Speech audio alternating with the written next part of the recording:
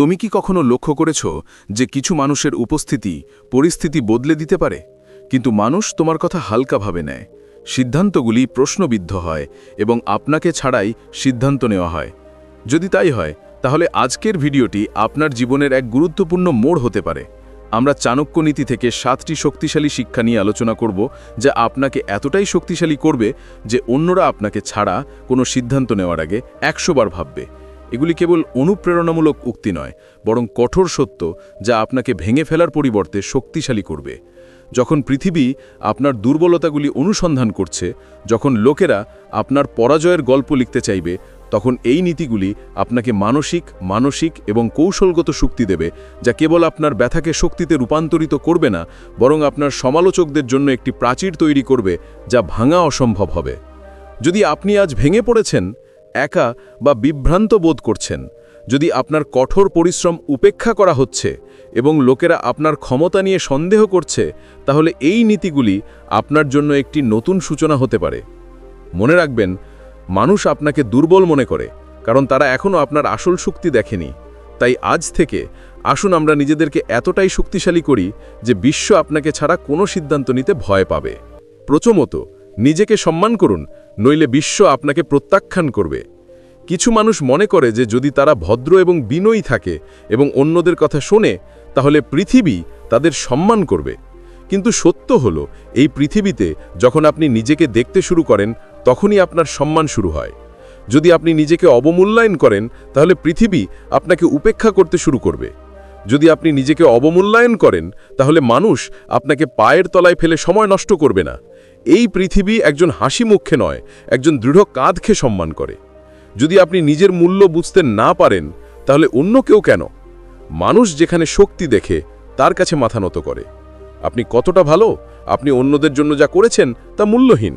মানুষ দেখে যে আপনি নিজেকে কি হিসেবে উপস্থাপন করেন। যদি আপনি নিজেকে একজন পার্শ্ব চরিত্র হিসেবে উপস্থাপন করেন, তাহলে তারা আপনাকে কখনো নেতা হতে দেবে না। আপনি কি কখনো লক্ষ্য করেছেন, যখন আপনি বারবার দোষ ছাড়াই ক্ষমা চান, যখন আপনি নিজেকে অন্যদের থেকে নিকৃষ্ট প্রমাণ করেন, যখন আপনি আপনার সিদ্ধান্তে অটল থাকেন, তখন লোকেরা আপনাকে গুরুত্ব সহকারে নেওয়া বন্ধ করে দেয়। তারপর আপনি কেবল একটি বিকল্প হয়ে যান। যখন তাদের আপনার প্রয়োজন হয়, তখন লোকেরা আপনার কাছে আসে এবং তারপর আপনাকে ছেড়ে চলে যায়। এটাই সমাজের নিয়ম।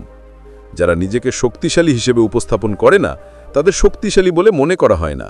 এখানে রাঘবের গল্প, একজন মধ্যবিত্ত ছেলে যাকে সবসময় অন্যদের কথা শুনতে, নম্র হতে এবং সকলকে সম্মান করতে শেখানো হয়েছিল। কিন্তু সে কখনো নিজেকে সম্মান করতে শেখেনি। কলেজে সে ছিল সবচেয়ে বুদ্ধিমান, কিন্তু ক্লাসে সবচেয়ে কম শোনা হতো। লোকেরা তার ধারণা চুরি করত এবং অন্যকে কৃতিত্ব দিত। সে সাক্ষাৎকারে সবচেয়ে ভালো উত্তর দিত, কিন্তু যারা আত্মবিশ্বাসের সাথে নিজেকে উপস্থাপন করত, তারাই কেবল চাকরি পেত। রাঘব বুঝতে পারত না কেন এমন হচ্ছে। তারপর একদিন একজন পরামর্শদাতা তাকে বললেন, তুমি নিজেকে 1 টাকা মুদ্রা মনে করো, আর তুমি মনে করো পৃথিবী তোমাকে 100 টাকা নোট মনে করবে। প্রথমে নিজের মূল্য নির্ধারণ করো, তারপর পৃথিবী তোমাকে সম্মান করতে শিখবে। সেই দিনের পর রাঘব তার চিন্তাভাবনা পরিবর্তন করে। সে নিজেকে ছোট করা বন্ধ করে দেয়। সে তার কৃতিত্বকে আলিঙ্গন করে। সে তার মতামত প্রকাশ করতে শুরু করে এবং মর্যাদার সাথে বাঁচতে শেখে। 2 বছর পর সেই একই ছেলে যে সাক্ষাৎকার থেকে প্রত্যাখ্যাত হয়েছিল, সে সাক্ষাৎকার নিতে শুরু করে।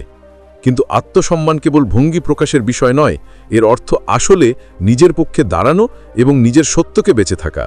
রোহিত, যে খারাপ বই পড়ার পরেও হাল ছাড়েনি, কারণ সে তার আসল পরিচয় জানত। অথবা সাক্ষী, যে বিবাহ বিচ্ছেদের পরে নিজেকে সমাজের চোখ দিয়ে নয়, নিজের চোখ দিয়ে দেখতে শিখেছিল। সে বলেছিল, আমি ভেঙে পড়িনি, আমি আবার শুরু করছি। এটাই প্রকৃত সম্মান। যখন পৃথিবী তোমাকে চিনতে অস্বীকার করে, তখন নিজেকে জানা। এবং এই সম্মান তখনই স্থায়ী হয় যখন তুমি প্রতিটি পরাজয়কে শিক্ষায় পরিণত করো। যখন দীপকের স্টার্টআপ ব্যর্থ হয়, তখন সে নিজেকে দোষ দেয়নি। সে নিজেকে বুঝতে পেরেছিল, নিজেকে পর্যালোচনা করেছিল, শিখেছিল, এবং 2 বছর পরে সেই একই দীপক নতুন উচ্চতায় পৌঁছেছিল। কারণ সে তার পরাজয়কে তার আত্মসম্মানের শেষ হতে দেয়নি। আত্মসম্মানের আরেকটি অর্থ আছে, অন্যরা যাই বলুক না কেন, নিজের সিদ্ধান্তে অটল থাকা। ঠিক যেমন নিত্য করেছিল। বিবাহ বিচ্ছেদ ঘোষণার পরেও সে তার পড়াশোনা চালিয়ে গেছে, কাজ করেছে এবং তারপর তার নিজস্ব সংগঠন শুরু করেছে। আজ যে সমাজ একসময় তাকে একজন নারী আইকন মনে করত, তারা তাকে একজন নারী আইকন বলে। কখনো কখনো নিজের আত্মসম্মান রক্ষা করার সবচেয়ে গুরুত্বপূর্ণ বিষয় হলো না বলা শেখা। করণ যখন 10 বছর ধরে কাজ করেছিল তখন সে ছাড়া সবাই খুশি ছিল, কিন্তু যখন সে সঙ্গীত বেছে নিয়েছিল তখন সে নিজের সাথে সংযুক্ত ছিল। আজ লক্ষ লক্ষ মানুষ তার গান শোনে, কারণ সে এখন তার সত্যকে বাঁচিয়ে চলেছে, অন্যদের প্রত্যাশা নয়। আত্মসম্মানের আরেকটি লক্ষণ হলো তোমার কষ্টের জন্য সময় দেওয়া, কিন্তু তাতে হারিয়ে না যাওয়া। পূজা যখন তার স্বামীকে হারিয়েছিল তখন সে ভেঙে পড়েছিল, কিন্তু সে নিরাময়ের জন্য সময় দিয়েছিল। সে নিজেকে পুনরায় একত্রিত করেছিল এবং আজ সে অন্যদের কিভাবে বাঁচতে হয় তা শেখাচ্ছে। পরিশেষে যখন তুমি পড়ে যাও এবং তারপর নিজেকে তুলে নাও, তখন আত্মসম্মান সবচেয়ে বেশি গুরুত্বপূর্ণ। আরব 5 বার ইউপিএসএসসি পরীক্ষায় ফেল করেছে। সবাই তাকে থামতে বলেছে, কিন্তু সে বলেছে যতক্ষণ নিঃশ্বাস আছে আশা আছে। 6ষ্ঠ বার সে শীর্ষ 20তে উঠে এসেছে, কারণ সে নিজেকে পড়তে দেয়নি এবং সবচেয়ে গুরুত্বপূর্ণ, সে নিজের আত্মমর্যাদা তৈরি করেছে। এই নীতি বাস্তবায়নের জন্য সর্বদা 3টি জিনিস মনে রাখো। নিজেকে ছোট ভাবা বন্ধ করো। তুমি কে সেটাই যথেষ্ট। যদি তুমি নিজেকে সম্পূর্ণরূপে গ্রহণ করতে পারো, তাহলে না বলা শেখো। অন্যদের খুশি করার জন্য প্রতিবার তোমার সীমা অতিক্রম করো না। যেখানে সীমা থাকে সেখানেই সম্মান থাকে। তোমার সিদ্ধান্তের পিছনে দাঁড়াও, পৃথিবী যাই বলুক না কেন। তুমি যখন তোমার সত্যের সাথে লেগে থাকো, তখনই আত্মসম্মান শুরু হয়। দ্বিতীয় বিষয়, সবার কাছে তোমার কষ্ট প্রকাশ করো না, নইলে পৃথিবী তোমাকে দুর্বল ভাববে। তুমি কি কখনো লক্ষ্য করেছো যে যখনই আমরা আমাদের সমস্যা, ভয় বা ব্যর্থতা অন্যদের কাছে প্রকাশ করি, তখনই আমরা আমাদের ভারসাম্য হারিয়ে ফেলি। কিছু মানুষ আমাদেরকে হালকাভাবে নেয়। প্রত্যেক মানুষের জীবনে নিজস্ব দুর্বলতা থাকে। ভয়, নিরাপত্তাহীনতা, অতীতের যন্ত্রণা অথবা ভবিষ্যতের উদ্বেগ। কিন্তু সকলের কাছে সেগুলো প্রকাশ করা বুদ্ধিমানের কাজ নয়। আমরা প্রায়শই আমাদের অনুভূতি অন্যদের সাথে ভাগ করে নিই, এই আশায় যে তারা আমাদের বুঝতে পারবে, সমর্থন করবে বা সাহায্য করবে। কিন্তু সত্যি হলো, পৃথিবীর সবাই এমনটা অনুভব করে না। কিছু মানুষ কেবল শোনার জন্য আমাদের কথা শোনে, আবার অন্যরা সেই জিনিসগুলিকে তাদের নিজস্ব সুবিধার জন্য ব্যবহার করার পরিকল্পনা করে। তোমার দুর্বলতা তাদের কাছে তোমার সবচেয়ে বড় দুর্বলতা নয়, এটা তাদের সবচেয়ে বড় অস্ত্র হয়ে ওঠে, যা ব্যবহার করে তারা তোমাকে মানসিক, আবেগগত বা ব্যবহারিকভাবে দুর্বল করার চেষ্টা করে। এই পৃথিবীতে মূলত 2 ধরনের মানুষ আছে, যারা অন্যদের পরিস্থিতি কিভাবে চিনতে হয় এবং তার সুবিধা নিতে হয় তা জানে, এবং যারা তাদের আবেগ দ্বারা বশীভূত হয়ে ভুল লোকদের কাছে তাদের সবচেয়ে ব্যক্তিগত গোপনীয়তা প্রকাশ করে। যখন তুমি তোমার দুর্বলতা সকলের কাছে প্রকাশ করো, তখন তুমি অজান্তেই তাদেরকে তোমাকে এবং তোমার সিদ্ধান্তগুলিকে হালকাভাবে নেওয়ার সুযোগ দাও। তারা তোমার ক্ষমতা নিয়ে প্রশ্ন তোলে এবং সন্দেহ করে। তারপর সেই একই লোকেরা ধীরে ধীরে তোমাকে ছাড়াই সিদ্ধান্ত নিতে শুরু করে, তোমার মতামত উপেক্ষা করে এবং শেষ পর্যন্ত তোমার উপস্থিতিকে হালকাভাবে নেয়। এবং এখানেই একজন ব্যক্তি সবচেয়ে বেশি ভেঙে পড়ে। এই কারণেই চাণক্যের নীতিগুলি আজও শতাব্দী আগের মতোই সঠিক এবং কার্যকরী। চাণক্য বলতেন যে একজন রাজা বা কৌশলী ব্যক্তির কখনো তার দুর্বলতা ভুলে যাওয়া উচিত নয়। এটা জনসমক্ষে প্রকাশ করা উচিত নয়, কারণ শত্রু যখনই তোমার দুর্বলতা আবিষ্কার করে, তখনই তারা তোমার পরাজয়ের ষড়যন্ত্র শুরু করে। চাণক্যের মতে, যে ব্যক্তি তাদের কষ্ট সহ্য করেও আত্মবিশ্বাসের সাথে দাঁড়িয়ে থাকে, কেবল সেই ব্যক্তি প্রকৃত শক্তিশালী, যে তার কষ্টকে তার শক্তিতে রূপান্তরিত করে। সে এটা মেনে নেয় যে তার দুর্বলতাগুলো দূর করার জন্য কাজ করে, কিন্তু সর্বদা শক্তিশালী ভূমিকা পালন করে। সেই বিশ্বের চোখে সম্মান এবং প্রভাব উভয়ই অর্জন করে। এর অর্থ এই নয় যে আপনার কখনোই কাউকে বিশ্বাস করা উচিত নয়, বরং এর অর্থ হলো আপনার অনুভূতিগুলি কেবল সাবধানে বিবেচনা, যত্ন সহকারে বিবেচনা এবং সময়ের পরে কারোর সাথে ভাগ করে নেওয়া উচিত। প্রতিটি হাসি খুশি মুখ আপনার নয়, প্রতিটি মিষ্টি কথা বলা ব্যক্তি শুভাকাঙ্ক্ষী নয়। অনেকেই আপনার ব্যক্তিগত তথ্য কেবল বিনোদন, তুলনা বা পরচর্চার জন্য ব্যবহার করেন। অতএব আপনার অনুভূতি সকলের কাছে সহজলভ্য করে তুলুন। থামো, তোমার নীরবতা এবং সংযমকে তোমার সবচেয়ে বড় শক্তি করে তোলো। যখন তুমি নিজের অসুবিধাগুলো সামলাতে শিখো, যখন তুমি ভেঙে পড়লেও নিজেকে একত্রিত করতে শিখো, তখন মানুষ তোমাকে একজন সাধারণ মানুষ হিসেবে নয়, বরং একজন শক্তিশালী এবং গম্ভীর ব্যক্তিত্ব হিসাবে দেখতে শুরু করে। তখন তোমার কথার ওজন বেড়ে যায়, তোমার সিদ্ধান্তগুলো গুরুত্বপূর্ণ হতে শুরু করে এবং তোমার উপস্থিতি তাদের নিজেদের উপর প্রভাব ফেলতে শুরু করে। তখনই মানুষ তোমাকে ছাড়া সিদ্ধান্ত নেওয়ার আমে থেমে চিন্তা করে, কারণ তারা তোমার শক্তি বুঝতে পেরেছে।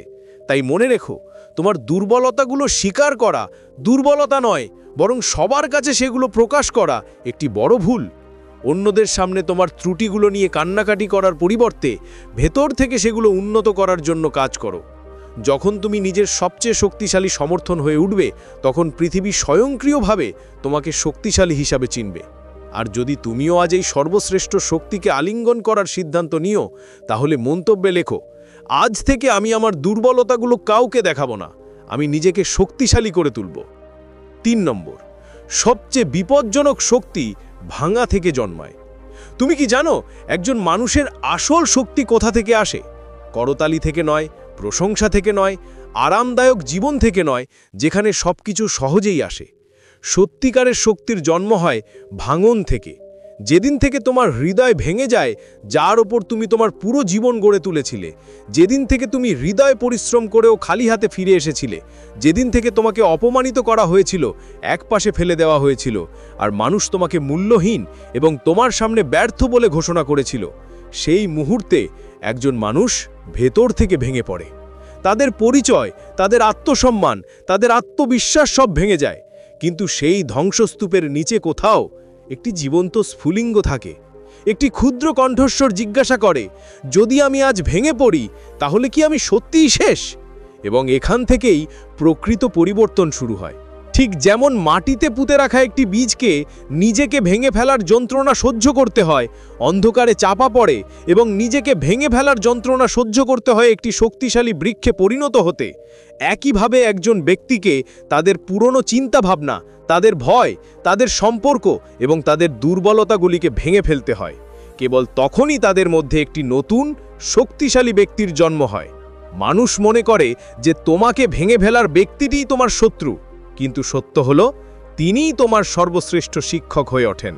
কারণ তিনি যদি তোমাকে ভেঙে না ফেলতেন, তাহলে তুমি কখনোই নিজেকে আবিষ্কার করতে পারতে না। লোহা মেজাজ না থাকলে তরবারি হয়ে ওঠে না, আর হাজার হাজার টনের চাপ ছাড়া হিরে জ্বলে উঠতে পারে না। একইভাবে প্রতিটি কষ্ট, প্রতিটি বিশ্বাসঘাতকতা, প্রতিটি পরাজয়, প্রতিটি অশ্রু তোমাকে দুর্বল করার জন্য নয়, বরং তোমাকে সেই দিনের জন্য প্রস্তুত করার জন্য, যখন তুমি এত শক্তিশালী হয়ে উঠবে যে মানুষ তোমাকে ছাড়া সিদ্ধান্ত নেবার আগে 100 বার ভাববে। এটাই চাণক্য নীতির আসল শক্তি। তোমাকে ভেঙে শক্তিশালী করো, তোমাকে ভেঙে ছাঁচে ফেলো এবং যন্ত্রণার মধ্য দিয়ে তোমাকে এমন এক পর্যায়ে নিয়ে যাও যেখানে তোমার উপস্থিতি মানুষের সিদ্ধান্ত পরিবর্তন করে।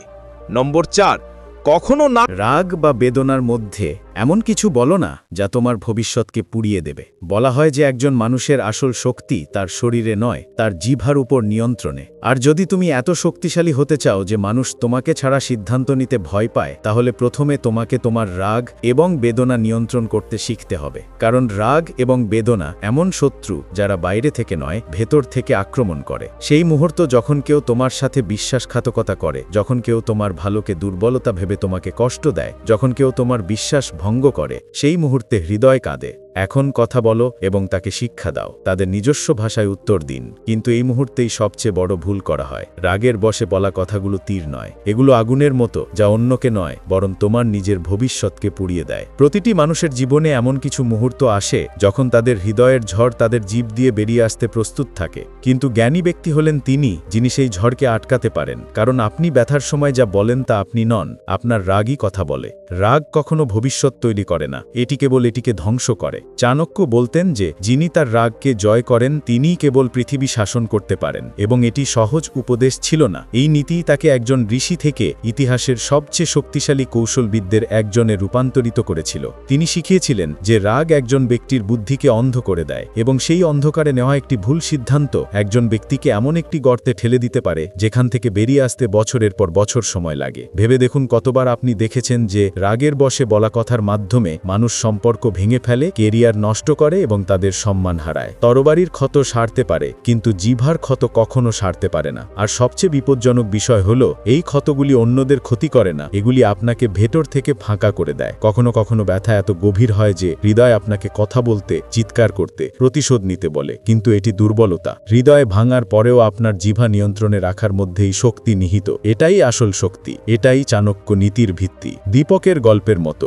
একটি বিশ্বাসঘাতকতা তাকে ভেতর থেকে ভেঙে ফেলে এবং রাগের আঁচড়ে সে অফিসের সকলের সামনে চিৎকার করে ওঠে। সে সোশ্যাল মিডিয়ায় পোস্ট করে চাকরি ছেড়ে দেয়। রাগের সেই এক মুহূর্তের ক্ষোভ তার খ্যাতি, তার কেরিয়ার এবং তার পরিচয় ধ্বংস করে দেয়। পরে সে বুঝতে পারে যে সে যাকে সাহসিকতা বলে মনে করে তা আসলে তার সবচেয়ে বড় ভুল। রাগ কমে যায়, কিন্তু ক্ষতি থেকে যায়। যদি সে চাণক্যের কথা মনে রাখত যে রাগের মধ্যে নেওয়া সিদ্ধান্ত তোমার ভবিষ্যৎ কেড়ে নেয়, তাহলে হয়তো তার জীবন ভেঙে পড়ত না। রাগ কোনো খেলা নয়, এটি আগুন, এবং যখন আগুন লাগে তখন এটি কেবল কাঠ নয়, পুরো ঘর পুড়িয়ে দেয়। একইভাবে রাগের বশে বলা কথাগুলি কেবল সম্পর্ক বা মানুষকে পুড়িয়ে দেয় না, এগুলি আপনার ভাবমূর্তি, আপনার খ্যাতি, আপনার ভবিষ্যৎ ধ্বংস করে। মনে রাখবেন, পৃথিবী আপনাকে আপনার ভালো দিক নয়, বরং রাগের বশে প্রদর্শিত ভাবমূর্তিটির জন্য মনে রাখে। চাণক্যের শিক্ষা স্পষ্ট, যারা তাদের জিহ্বা নিয়ন্ত্রণ করতে পারে না, তারা তাদের ভাগ্য নিয়ন্ত্রণ করতে পারে না। তাই যখন আপনার হৃদয় ভেঙে যায়, যখন রাগ দেখা দেয়, যখন ব্যথা জোরে চিৎকার করতে শুরু করে, তখন 1 সেকেন্ডের জন্য থামুন, গভীর শ্বাস নিন, নিজেকে জিজ্ঞাসা করুন, আমি যা বলতে যাচ্ছি তা কি আমার ভবিষ্যতের জন্য যোগ্য?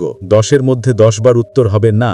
এবং এই বিরতি, এই নীরবতা আপনার জয় দুর্বলতা নয়। এত শক্তিশালী হয়ে উঠুন যে মানুষ আপনাকে ছাড়া সিদ্ধান্ত নিতে ভয় পায়। এত শক্তিশালী হয়ে উঠুন যে আপনি আপনার রাগকে শান্তিতে, আপনার ব্যথাকে শক্তিতে এবং আপনার কথাকে সাফল্যে রূপান্তরিত করুন। মনে রাখবেন, সত্যিকারের যোদ্ধা তাদের তরবারির দ্বারা নয়, বরং তাদের সংযমের দ্বারা চিহ্নিত হয়। নম্বর 5, সবকিছুর প্রতি সাড়া দেওয়ার প্রয়োজন নেই। কখনো কখনো লোকেরা আপনার নীরবতাকে দুর্বলতা ভেবে ভুল করে। তারা আপনার অগ্রগতিতে ঈর্ষান্বিত হয়, তারা আপনার কঠোর পরিশ্রমকে উপেক্ষা করে এবং আপনার বিরুদ্ধে গল্প তৈরি করে। এমন সময় ভিতরের একটা কণ্ঠস্বর জিজ্ঞাসা করে, আমি কি সাড়া দেব? কিন্তু মনে রাখবেন, এত শক্তিশালী হয়ে উঠুন যে মানুষ আপনাকে ছাড়া সিদ্ধান্ত নিতে ভয় পায়। শক্তিশালী তারাই যারা কথায় নয়, নিজের কথায় সাড়া দেয়। এটি সাফল্যের দিকে পরিচালিত করে। সবকিছুর জবাব দেওয়া জরুরি নয়, কারণ যারা তোমাকে বুঝতে চায় না তাদের জবাব দেওয়া কেবল তোমার শক্তি নষ্ট করে। চাণক্য আরও বলেছিলেন যে বিবাদের কোনো পরিণতি হয় না, সেখানে নীরবতাই প্রজ্ঞা। এই কারণেই প্রকৃত যোদ্ধারা প্রায়শই শান্ত থাকেন, কারণ তারা জানে যে সময়ই সবচেয়ে বড় সাক্ষী এবং কর্মই সবচেয়ে শক্তিশালী সমর্থক। কল্পনা করুন, যদি আপনি প্রতিটি কটূক্তি, প্রতিটি সমালোচনা, প্রতিটি মিথ্যার উপর নির্ভর করেন, তাহলে আপনি কিভাবে আপনার গন্তব্যে পৌঁছাবেন? যদি আপনি আপনার পথে নিক্ষিপ্ত পাথরের উপর মনোযোগ দেন, তাহলে আপনি কখনোই আপনার গন্তব্যের আলো দেখতে পাবেন না। কখনো কখনো নীরবতা একটি ঢাল হয়ে ওঠে, যা আপনাকে অপ্রয়োজনীয় কথাবার্তা থেকে রক্ষা করে এবং আপনাকে আপনার আসল লড়াইয়ের ওপর মনোনিবেশ করে, আপনার স্বপ্ন, আপনার কঠোর পরিশ্রম, আপনার সাফল্য। পৃথিবী আপনাকে কি মনে করে? আপনি যুক্তি দিয়ে নয়, বরং আপনার অর্জনের মাধ্যমে এর উত্তর দেন। মনে রাখবেন, লোকেরা কেবল তখনই গসিপ করে যখন আপনার নীরব কঠোর পরিশ্রম তাদের ভয় দেখায়। নেহার গল্প এর একটি প্রধান উদাহরণ।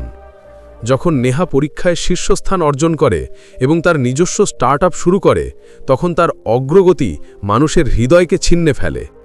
কেউ কেউ বলেছিল যে সে একজন মেয়ে এবং অবশ্যই সাহায্য পেয়েছে।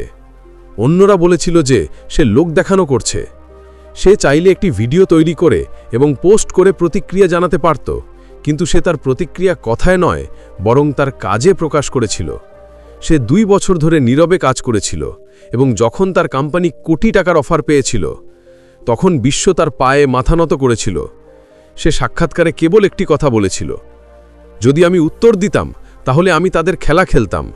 আমি চুপ থাকতাম এবং আমার সাফল্যকে উত্তর হতে দিতাম।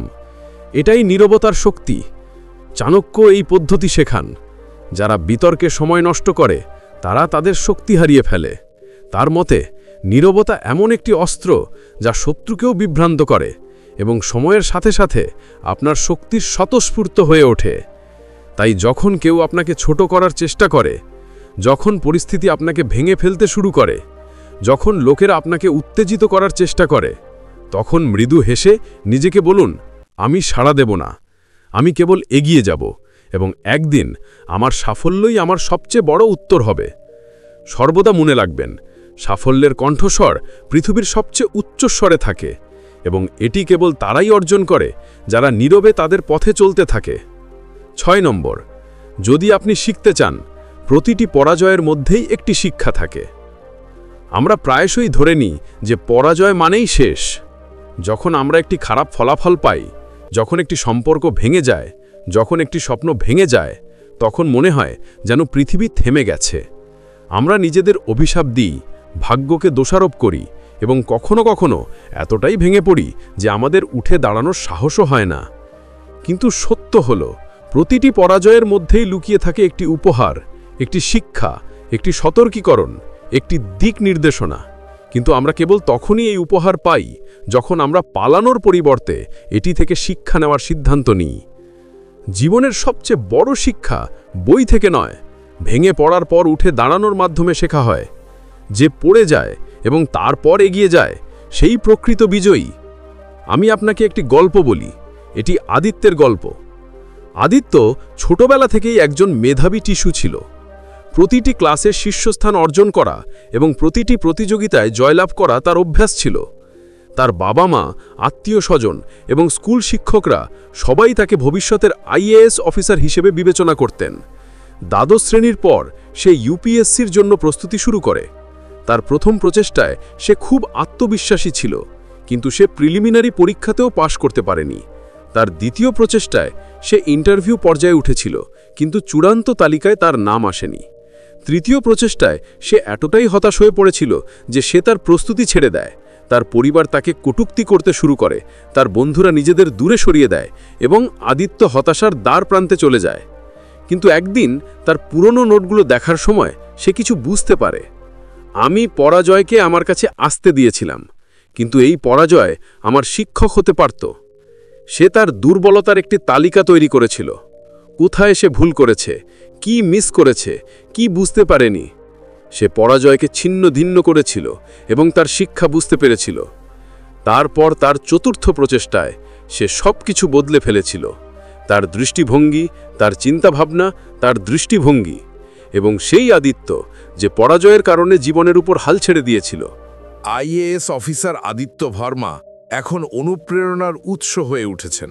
আজ তিনি নিজেই তরুণদের শেখান যে জয় একজন ব্যক্তিকে অহংকারী করে তোলে, কিন্তু পরাজয় একজন ব্যক্তিকে আরও গভীর এবং শক্তিশালী করে। পরাজয় আমাদের শেখায় যা জয় কখনো করতে পারে না। জয় আমাদের প্রশংসা দেয়, কিন্তু পরাজয় আমাদের আয়না দেখায়। পরাজয় প্রকাশ করে যে আমাদের কোথায় উন্নতির প্রয়োজন, কোথায় আমাদের মনোযোগের অভাব ছিল এবং সবচেয়ে গুরুত্বপূর্ণ, আমরা কে এবং আমরা কতটা শক্তিশালী। প্রতিবার যখনই আপনি পড়ে যান, আপনার দুটি পথ থাকে। হয় পরাজয়কে আপনার আত্মসম্মানের উপর আঘাত হিসেবে নিন এবং ভেঙে পড়ুন, অথবা এটিকে একজন সত্যিকারের পরামর্শদাতা হিসেবে গ্রহণ করুন এবং উন্নতি করুন। পরাজয় আপনাকে থামায় না, এটি আপনাকে প্রস্তুত করে। আপনি যদি মনোযোগ সহকারে দেখেন, প্রতিটি সফল ব্যক্তির পিছনে পরাজয়ের একটি দীর্ঘ গল্প থাকে। আপনি যখন হেরে যান, তখন বিশ্ব আপনাকে বিচার করে। লোকেরা বলবে, দেখুন, আমি আপনাকে বলেছিলাম আপনি এটি করতে পারবেন না, এখন হাল ছেড়ে দিন। কিন্তু যখন তুমি ফিরে আসবে, তখন এই একই লোকেরা তোমাকে সাধুবাদ জানাবে। তোমাকে বুঝতে হবে যে পরাজয়ের সময় যারা তোমার পাশে দাঁড়ায় তারা তোমার নিজের, এবং সবচেয়ে গুরুত্বপূর্ণ, তুমি নিজের পাশে দাঁড়াও। 8 নম্বর, অন্যদের সাথে নিজেকে তুলনা করো না, কারণ তোমার পথ শুধু তোমার। তুমি কি কখনো অন্য কারোর পাল্লায় নিজেকে ওজন করেছো? যখন তুমি তোমার বন্ধুকে নতুন গাড়িতে করে ঘুরে বেড়াতে দেখো, যখন তোমার আগে কোনো সহপাঠী চাকরি পায়, যখন তোমার বয়সী কাউকে তোমার চেয়ে বেশি সফল বলে মনে হয়, তখন তোমার মনে একটি প্রশ্ন জাগে, আমি কোথায় পড়ে গেলাম? এই প্রশ্নটি ছোট মনে হয়, কিন্তু এটি নীরবে তোমার আত্মবিশ্বাসকে গ্রাস করে। তুমি তোমার কঠোর পরিশ্রম, তোমার স্বপ্ন, তোমার গল্প ভুলে যাও এবং অন্য কারোর প্রতিভার মধ্যে হারিয়ে যাও। এবং তারপর তুলনার বিষাক্ত খেলা শুরু হয়, যা তোমাকে তোমার নিজের পথ থেকে বিচ্যুত করে। নীতি বলে, অন্যদের সাথে নিজেকে তুলনা করো না, কারণ তোমার পথ তোমার এবং এর গন্তব্য কেবল তোমার জন্যই তৈরি। জীবনের প্রতিটি মানুষ তার নিজস্ব বই, প্রতিটি পৃষ্ঠা, প্রতিটি অধ্যায়, প্রতিটি চরিত্র অনন্য। তবুও আমরা বারবার আমাদের গল্পকে অন্য কারোর সাথে তুলনা করার চেষ্টা করি। সোশ্যাল মিডিয়া এই আগুনে ঘি ঢালছে। প্রত্যেকেই তাদের জীবনের সবচেয়ে আকর্ষণীয় ছবি দেখায়।